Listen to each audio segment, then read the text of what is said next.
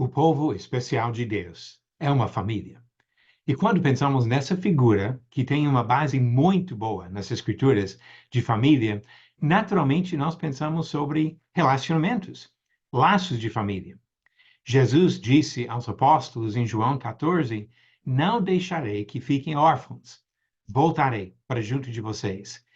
Essa linguagem de Jesus destaca justamente a importância de relacionamentos entre membros de uma família. Em mensagens anteriores, nós temos visto já a ideia que esse povo especial é a família de Deus.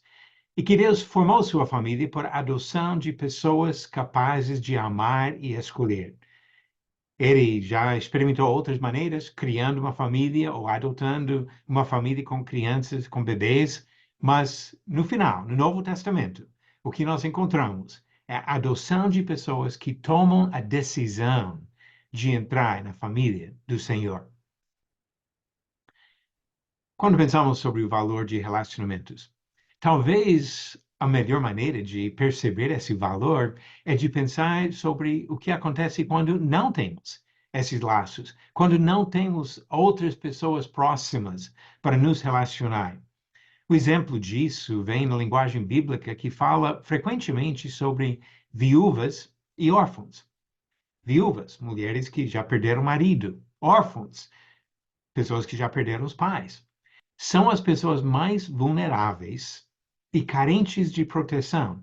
Vamos ver alguns trechos. Isaías, capítulo 1, versículo 17, onde ele diz: Aprendei a fazer o bem, atendei à justiça, repreendei ao opressor, defendei o direito do órfão, pleiteai a causa das viúvas. Olha a linguagem que ele usa aqui, falando sobre como fazer o bem. E envolve essas atitudes de proteger as pessoas mais vulneráveis. Capítulo 10 de Isaías, versículos 1 e 2, ele diz: Ai dos que decretam leis injustas, dos que escrevem leis de opressão, para negarem justiça aos pobres, para arrebatarem o direito aos aflitos do meu povo, a fim de despojarem as viúvas e roubarem os órfãos. Novamente, a linguagem aqui de abuso de pessoas vulneráveis como um crime contra o Senhor. Essa opressão de pessoas desamparadas foi claramente condenada no Antigo Testamento.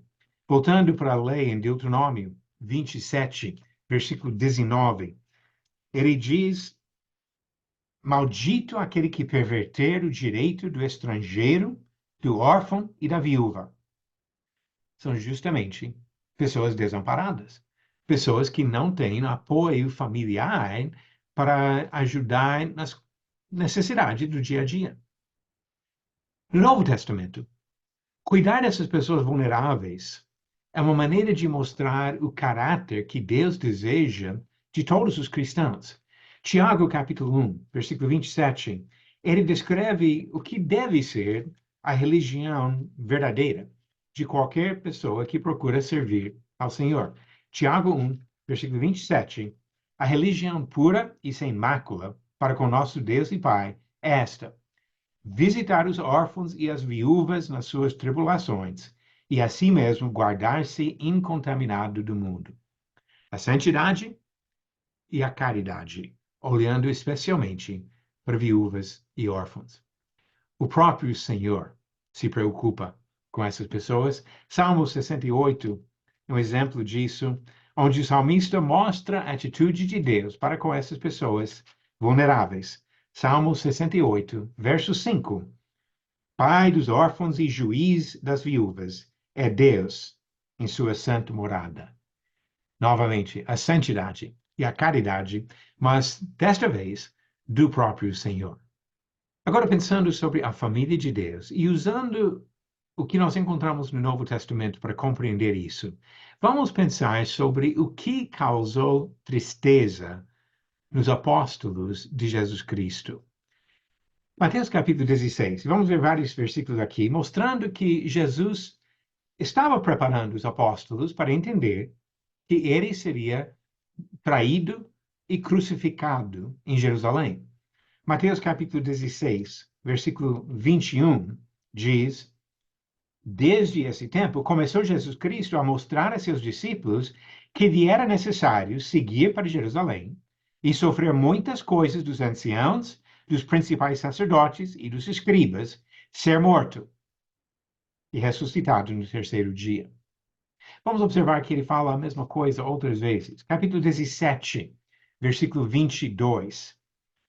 Reunidos eles na Galileia, disse-lhes Jesus: O Filho do Homem está para ser entregue nas mãos dos homens, e estes o matarão, mas ao terceiro dia ressuscitará. Então os discípulos se entristeceram grandemente. E capítulo 20, versículo 17.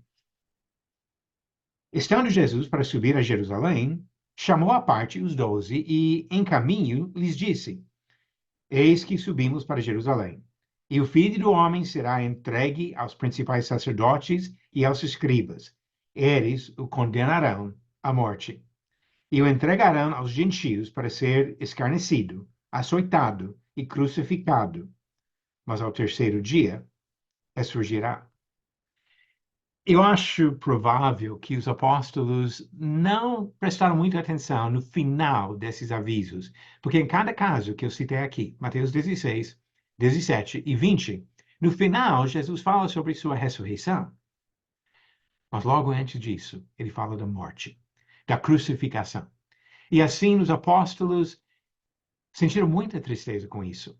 Em parte, dó que Jesus seria morto e ia sofrer, mas em parte, o fato que eles ficariam, num sentido, desamparados. Ele fez outras referências à mesma coisa, talvez um pouco menos explícitas, relatadas para nós no Evangelho de João. Vamos para João capítulo 12, onde ele diz, no versículos 7 e 8, João 12, versículos 7 e 8, Jesus, entretanto, disse: Deixa que ela guarde isto para o dia em que me embalsamarem, porque os pobres sempre os tende convosco, mas a mim nem sempre me tendes. E no capítulo 13, versículo 33, filhinhos, ainda por um pouco estou convosco, buscar-me-eis, e o que eu disse aos judeus também agora vos digo a vós outros, para onde eu vou, vós não podeis ir. E no capítulo 14, versículo 25, isto vos tenho dito, estando ainda convosco. Ou seja, ele não estaria para sempre na presença física dos seus apóstolos e vinha avisando isso. E o resultado disso, quando chegamos no capítulo 16, é profunda tristeza por parte dos apóstolos, porque estavam se preparando para perder Jesus. Capítulo 16, versículos 5 e 6. Mas agora vou para junto daquele que me enviou, e nenhum de vós me pergunta: para onde vais? Pelo contrário, porque vos tenho dito estas coisas, a tristeza encheu o vosso coração. Por quê? Porque ficariam desamparados.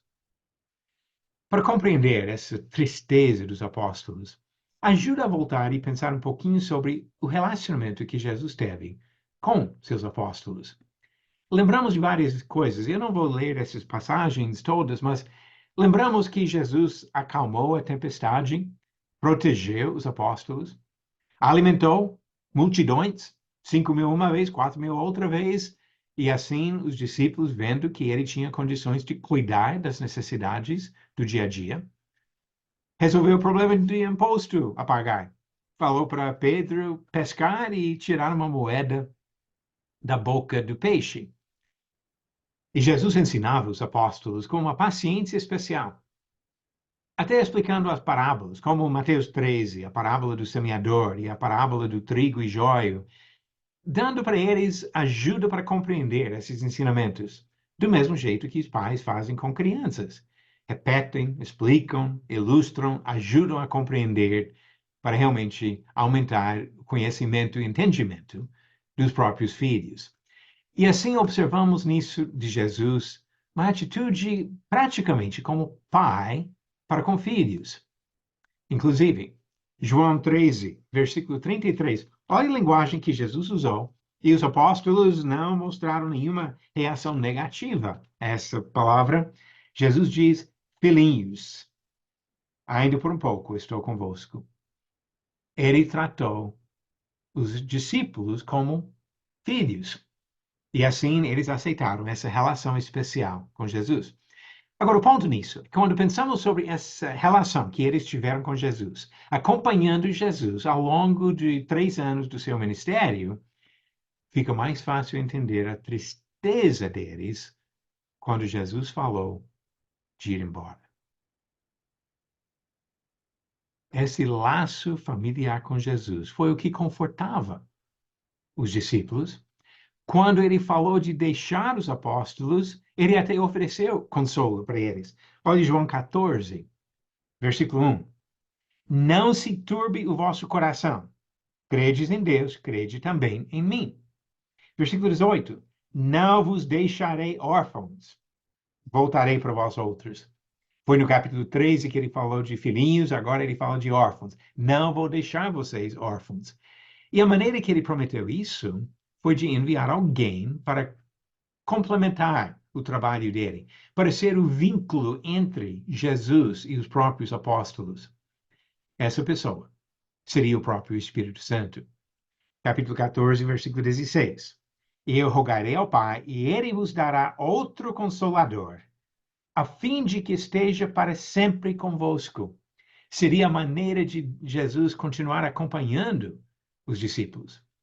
E assim o Espírito Santo ia manter esse vínculo entre Jesus e os discípulos, continuando o trabalho, repetindo e complementando o ensinamento de Jesus. Capítulo 14, versículo 25 de João. Isto vos tenho dito, estando ainda convosco, mas o Consolador, o Espírito Santo, a quem o Pai enviará em meu nome, esse vos ensinará todas as coisas e vos fará lembrar de tudo o que vos tenho dito. Deixo-vos a paz, a minha paz vos dou. Não vou lá dou como a dá o mundo. Não se turbe o vosso coração, nem se atemorize. Jesus oferece conforto na pessoa do Espírito Santo. Capítulo 16, versículo 13. Quando vier, porém, o Espírito da verdade, ele vos guiará toda a verdade, porque não falará por si mesmo, mas dirá tudo o que tiver ouvido e vos anunciará as coisas que hão de vir. Ele me glorificará, porque há de receber do que é meu e vou-lo há de anunciar. Ele é o elo entre Jesus e os apóstolos, ensinando, guiando os apóstolos em toda a verdade, completando o trabalho de Jesus e servindo desta maneira de vínculo entre eles e Jesus. E mesmo assim, não estando fisicamente presente, Jesus estaria com os apóstolos. O último versículo do Evangelho de Mateus, depois da sua ressurreição e pouco antes da sua ascensão ao céu, Jesus disse: Eis que estou convosco todos os dias até a consumação do século. Ele estaria com os apóstolos, não fisicamente presente, mas espiritualmente sempre presente com eles. No livro de Atos, descobrimos que ele deu o mesmo conforto para o apóstolo Paulo, que veio depois. Em Atos capítulo 18, versículos 9 e 10. E novamente, não estando fisicamente presente, mas espiritualmente junto com Paulo. Atos 18, versículos 9 e 10, ele disse: Teve Paulo durante a noite uma visão em que o Senhor lhe disse: Não temas. Pelo contrário, fala e não te cales, porquanto eu estou contigo. E ninguém ousará fazer-te mal, pois tenho muito povo nesta cidade. Eu estou contigo, ele diz. Assim, esse laço familiar deu conforto para os discípulos. Eles confiavam em Jesus e achavam a ajuda que precisavam em vários aspectos da vida, sabendo que Jesus estava com eles, mesmo quando saiu desse mundo, continuava com eles espiritualmente. Ele estava ausente, fisicamente, mas presente na vida dos apóstolos. Quando nós pensamos sobre famílias carnais, é comum pensar nessa ideia de estar com alguém, mesmo quando não estamos fisicamente com a pessoa. Nós podemos falar, estou pensando em você, ou estou orando por você, estou com você em espírito, jamais te esquecerei. E expressões assim que mostram que nós continuamos preocupados com o bem da pessoa, mesmo quando não estamos fisicamente próximo à pessoa. E ainda mais, na família espiritual. Efésios capítulo 3, que fala justamente sobre esses laços especiais que nós temos. Diz, começando no versículo 14, por esta causa, me ponho de joelhos diante do Pai, de quem toma o nome toda a família, tanto no céu como sobre a terra, para que, segundo a riqueza da sua glória, vos conceda que sejais fortalecidos com poder mediante o seu Espírito no homem interior. E assim, habite Cristo no vosso coração, pela fé, estando vós arraigados e alicerçados em amor. Habite Cristo em vosso coração. Ele está presente espiritualmente. E assim, pensando agora nessas promessas que Jesus fez, que ele voltaria para o céu, enviaria o Espírito Santo e ele ficaria na presença do Pai no céu. Você já pensou que Jesus faz mais do céu do que ele faria se estivesse aqui na terra? Vamos ver alguns trechos aqui. João capítulo 16. João capítulo 16, o versículo 7 diz: Mas eu vos digo a verdade, convém-vos que eu vá, porque se eu não for, o Consolador não virá para vós outros. Se, porém, eu for, eu vou-lo enviarei. Então, estando no céu, Jesus poderia mandar o Espírito Santo para dar continuidade ao trabalho aqui na terra. Hebreus capítulo 7, versículo 25. Por isso, também pode salvar totalmente os que por ele se chegam a Deus, vivendo sempre para interceder por eles. Olha o que Deus faz, o que Jesus faz no céu, intercedendo pelo povo dele. Efésios capítulo 2, também falando sobre a situação atual de Jesus depois de voltar para a presença do Pai. Capítulo 2, versículos 18 e 19. Porque por ele ambos temos acesso ao Pai em o Espírito. Assim já não sois estrangeiros e peregrinos, mas concidadãos dos santos e sois da família de Deus. Temos acesso ao Pai por meio de Jesus. Na primeira epístola de Pedro, capítulo 5, versículo 7, ele falou, lançando sobre ele toda a vossa ansiedade, porque ele tem cuidado de vós. Onde? No céu. Nós podemos orar e pedir para Jesus interceder por nós, porque ele se preocupa conosco. Em 1 Coríntios capítulo 10, versículo 13, diz, não vos sobreveio tentação que não fosse humana, mas Deus é fiel, e não permitirá que sejais tentados além das vossas forças. Pelo contrário, juntamente com a tentação, vos proverá livramento, de sorte que a possais suportar. Deus age, Jesus age a favor de todos nós, estando no céu. Quando nós pensamos sobre a vida atual, mesmo nesta vida, nós podemos andar com Deus. Eu gostaria de citar alguns exemplos que vêm do Antigo Testamento para depois chegar ao Novo. Gênesis capítulo 3 trata do problema do pecado de Eva e Adão, mas versículo 8 mostra que Deus andava no jardim de madrugada, de manhã. Eles moravam no jardim e Deus passeava no jardim. Antes do pecado de Gênesis capítulo 3, tinham esse acesso e essa liberdade de andar com o Senhor. Continuando no mesmo livro, capítulo 5, versículo 22, fala sobre Enoque, pai de Metusalém, que ele andava com Deus, e por isso Deus não deixou Enoque morrer, ele levou Enoque para estar com ele. Capítulo 6, versículo 9, falando sobre a maldade do povo na época, pouco antes do dilúvio, mas diz que Noé andava com Deus. Nós temos essa ideia de andar com Deus, de estar em comunhão com Ele, de agir em conformidade com a vontade do Senhor. Agora vamos levar a mesma ideia para o Novo Testamento. Efésios capítulo 5, versículos 1 e 2, a mesma ideia de andar com Deus. Ele diz: sede, pois, imitadores de Deus, como filhos amados, e andai em amor, como também Cristo nos amou e se entregou a si mesmo por nós, como oferta e sacrifício a Deus, em aroma suave. Podemos e devemos imitar o caráter do Senhor andando com Ele. E na primeira epístola de João, capítulo 1, ele fala também dessa questão de estar em comunhão, andando com Deus. Versículo 7. Se, porém, andarmos na luz como Ele está na luz, mantemos comunhão uns com os outros, e o sangue de Jesus, seu Filho, nos purifica de todo pecado. Os fiéis andam na luz porque Deus está na luz.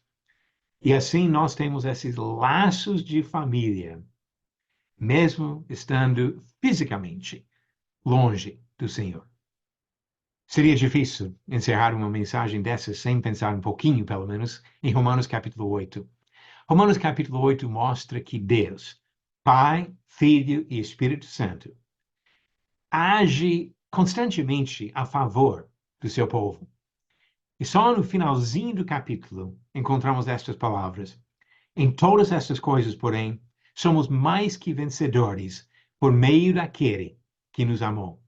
Porque eu estou bem certo de que nem a morte, nem a vida, nem os anjos, nem os principados, nem as coisas do presente, nem do porvir, nem os poderes, nem a altura, nem a profundidade, nem qualquer outra criatura poderá nos separar do amor de Deus, que está em Cristo Jesus, nosso Senhor. Laços de família. E é o privilégio de estar com Deus, de andar com Deus e de viver na expectativa de estar eternamente na presença dele. É uma maneira muito boa de pensar sobre o povo do Senhor, a família de Deus, que tem esses laços especiais entre pai e filhos.